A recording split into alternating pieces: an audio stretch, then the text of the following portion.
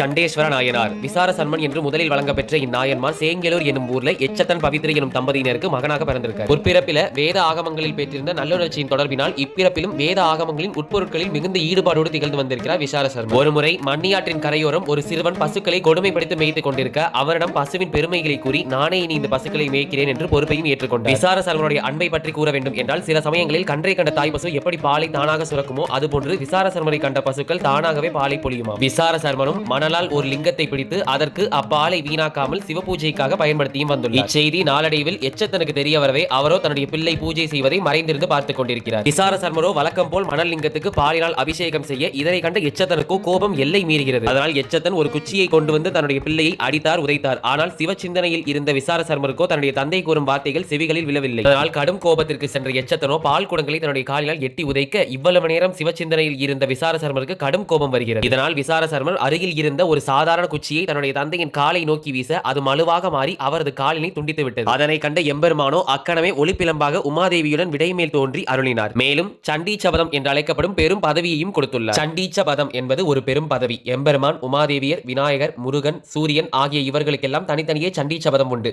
சண்டீச்சபத பதவியில் உள்ளவர்கள் அந்தந்த மூர்த்திகளை வழிபடுவோருக்கு அவ்வழிபாடுகளின் பயனை அருள்வார்கள். மேலும் சண்டேஸ்வர பதவியை பெற்ற இந்நாயன்மார் அந்தனர் குலத்தில் தோன்றியிருக்காரு. இவருக்குரிய பூசை நாளாக தை மாதம் உத்திரம் நட்சத்திரம் ரொம்ப விசேஷமா சொல்றாங்க. இப்பதிவிற்கு மறக்காம ஒரு லைக் போட்டுட்டு சண்டேஸ்வர நாயனரோட பக்தியை பற்றி நீங்க என்ன நினைக்கிறீங்கன்னு மறக்காம கமெண்ட்ஸ்ல சொல்லிட்டு போங்க.